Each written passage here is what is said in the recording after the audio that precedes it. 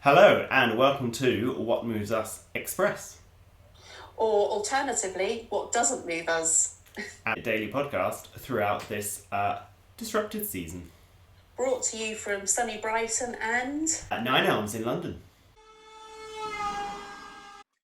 Okay, ready when you are. Good afternoon from London, from Brighton, and from... Sheffield. Who's on the line today? I am Lucy Pryor, Business Engagement Director at 3 Squared. And what does a business engagement director mean? So I oversimplify it by saying I talk to lots of people, but essentially it's the business development arm working alongside sales and customer relations, but then also working with, let's say, the stakeholder groups. So making sure that we are active members of the trade associations, that we have an active voice into whichever steering committees we're able to get involved with, and groups such as Rail Innovation Group, to make sure that we're not passively sitting in supply chain, but actually hopefully being part of that voice that's helping drive the supply chain forward. Okay, great. That sounds like a really interesting job.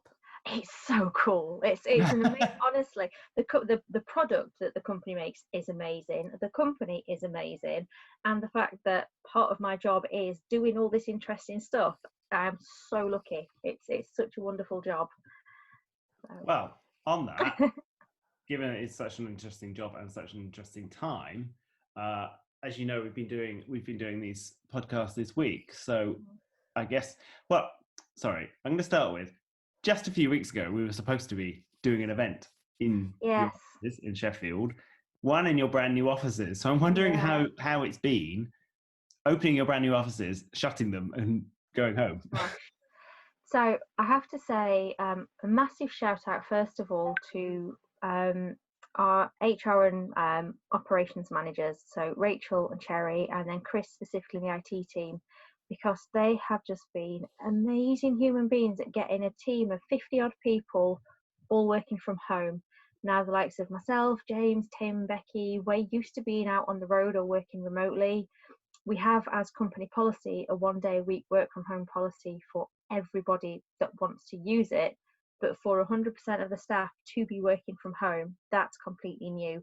And the way in which the company enabled that to happen has been great. And then the support in place has also been lovely. We've got really active Slack channels around exercise or supporting parents, or we've got one that's just around events that are going on online that we might want to be involved in. So I shared a couple of kind of online mental health seminars, pub quizzes. There's a pub quiz going on right now with the team in the virtual pub. I've heard pub quizzes are some of the favourite things to do. yeah. So I'm hoping to jump in on that one afterwards. But yeah, I have to say, it was actually heartbreaking, because not only did I have to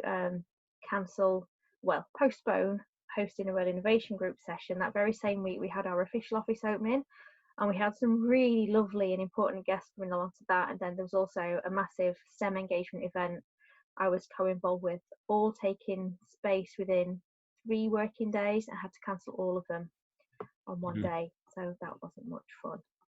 No. So given that your thing is big, business networking, are you finding it really tough to refocus on on your work and being able to get out and about as you would usually do? Yeah, so obviously I'm not physically out and about, none of us are, and you see every single day another event's being cancelled or postponed, or everything's going to be in September. September's going to be a really interesting month. None of us are going back to work in September, are we? Because we're all going to be at events. But the whole virtual networking, I think if you're comfortable with technology such as Zoom, even something as simple as video calls through WhatsApp, and you don't mind using LinkedIn and Twitter, then for me that's been a brilliant way to keep in touch with the business community and let's say my railway family friends, which has been a real support. I dread to think how it feels for people who aren't actively using LinkedIn, let's say. For me, that's the biggest sales tool. Twitter is where I do a lot of chatter, but LinkedIn is where I've been able to make some really good business connections, and hopefully I'm still managing to maintain that. I am still settling in, I must say, into this new way of working. So I've probably been a bit quieter than I am normally on LinkedIn. So I'm conscious I need to use it more. But then it's making sure you've got the right message that you're putting out there, because normally when I'm yabbering on LinkedIn or Twitter, it's because I'm at something and I'm talking about what's happening in industry. I don't necessarily want to be sharing on LinkedIn that mental health session that I'm currently sat in on, not because there's a stigma around it, but that's not necessarily relevant to building the business, but it is good and that it reflects well on the company supporting its staff to do those things. So I'm learning that balance between what are the right messages to put out now under that work from home scenario, with that need to drive business engagement and business development still. So would you say, I'm probably skipping forward a bit, but has there been like a business decision to pause anything, or No. think about strategies? Strategy wise, yes. And actually, I like to take silver linings from things. So this enforced staying at home, this enforced sitting at a desk, that's helping me and the owners take time out to do that strategy, really strategize together, rather than trying to snatch half an hour here and there when we're not on a train altogether or going somewhere. So we are focusing our efforts on things we don't normally have the luxury of time to do. Right. So that's really nice. In terms of the company itself, we've got a few big projects, new projects that we're working on. So the development team, they are flat out anyway.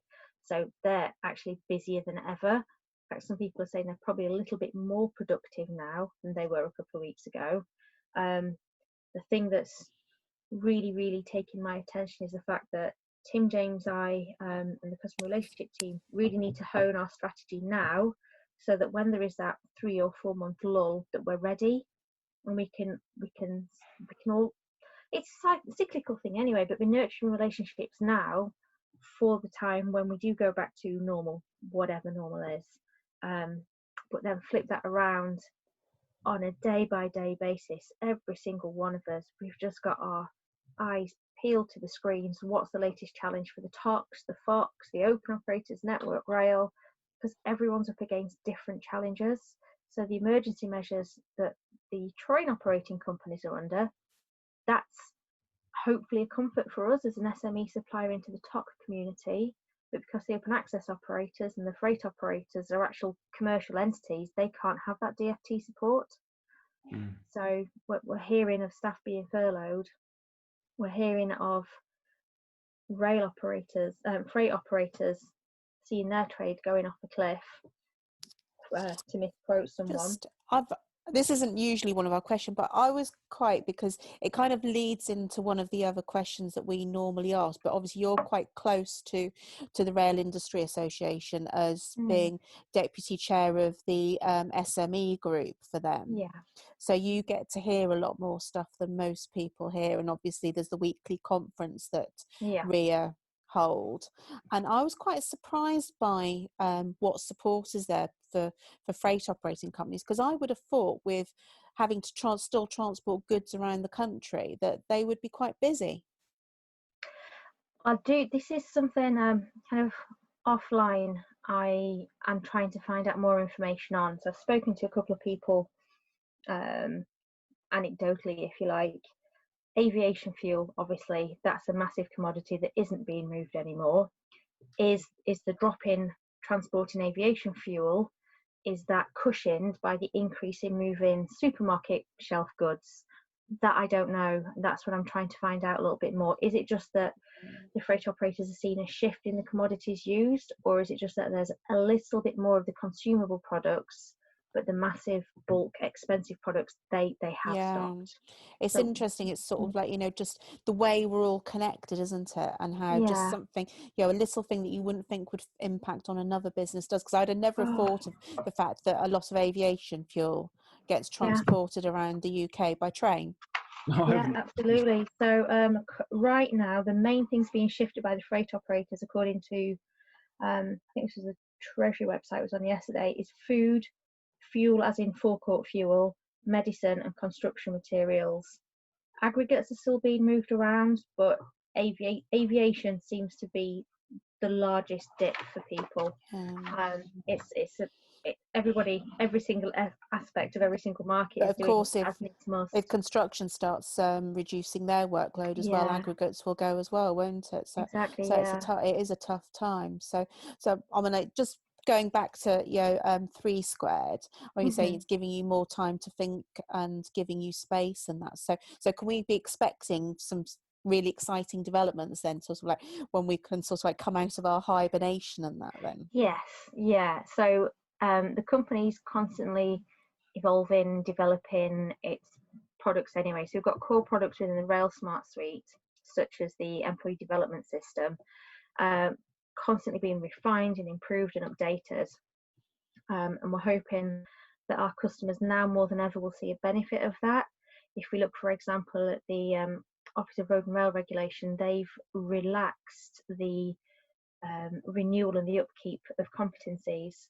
So it should be that our EDS system, our competency management system, actually helps support customers through that journey, because I imagine that's a nightmare for anybody without a formal and easy to use competency tool. In terms of comms, yes, we're really working on that. We want to make sure that we're able to constantly communicate the benefit of these really mature products, and hopefully encourage people to take them on in the near future as well as in the 3-4 months hence. Because if we can be helping people now work more efficiently and therefore more economically, that should help them ride the wave as well. It should help people weather the storm that little bit better, and at the same time it's helping upskill staff, it's helping digitalize their systems and services. So it sounds awfully sales pitch of me, I'm very aware of this, but seriously, if we are not the only software developer, and different software providers provide different tools, but now more than ever, if the industry can take hold of the digital tools that are at its gift, use them, become more efficient as a result, save money as a result, and therefore be a stronger railway overall.